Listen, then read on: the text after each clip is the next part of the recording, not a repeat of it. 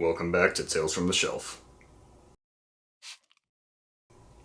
Alright, time for the next Gamera film, Gamera vs. Barugon. The first film in color, and the first where Gamera fights another monster, something that happens in every film going forward. The Godzilla comparisons are only increasing with this movie. Much like this movie, the second Godzilla film was the first where he fights another monster. Also, the monster in this film, Barugon, is incredibly similar to a Godzilla monster called Barugon. Even their designs share some similar details, let alone the name. Actually, when this movie was first brought over to America, they changed the title to War of the Monsters. I guess this was a common thing back then, since Godzilla got the same treatment with his second movie as well. I just find it weird.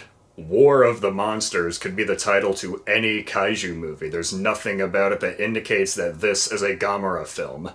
Also, there's a PlayStation 2 game called War of the Monsters, so now the confusion goes even further. Okay, let's move on to the plot. Without spoiling the ending of the first film, let's just say that through some cosmic intervention, Gamera is back on the loose. The very first thing Gamera does once he's back is destroy a dam. This footage of the dam being destroyed gets reused a lot here in the first Gamera series. Out of the 8 movies released in the Showa series, I swear that this footage appears in like half of them.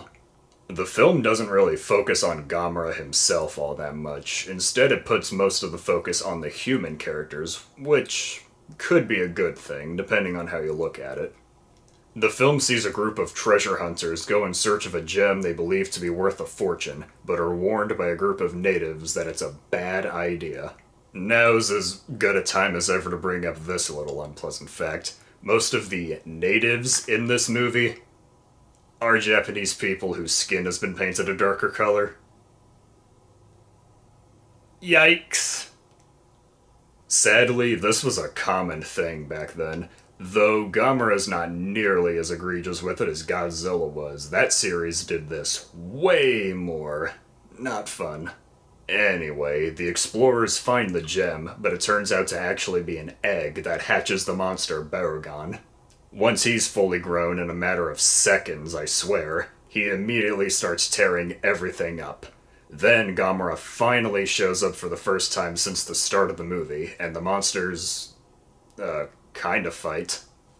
The monster fights in this movie are surprisingly slow. The two spend a lot of time sizing each other up. After this film, Gamera would become a good guy, though in this film that's not quite the case. Here it seems he's fighting more as a territorial thing rather than to defend the planet and its people. Again, similar to Godzilla, the first time he fought another monster was mostly a territorial thing. Now, this film introduces a lot of tropes that the Gamera series would frequently use over and over again. First off, the enemy monster constantly unleashing new powers. Before this first fight begins, we find out that Barugon can shoot rainbows out of his back that blow stuff up. Okay then. Once he and Gamera do start fighting, we then find out that Barugon can also freeze things with his tongue. See what I mean? The monsters Gamera fights are full of surprises and always have new trick up their sleeve to immobilize Gamera. Which itself is another trope, Gamera in trouble. In almost every film, Gamera becomes immobilized by the enemy monster at some point, and either needs to spend time healing or needs help from humans, usually children.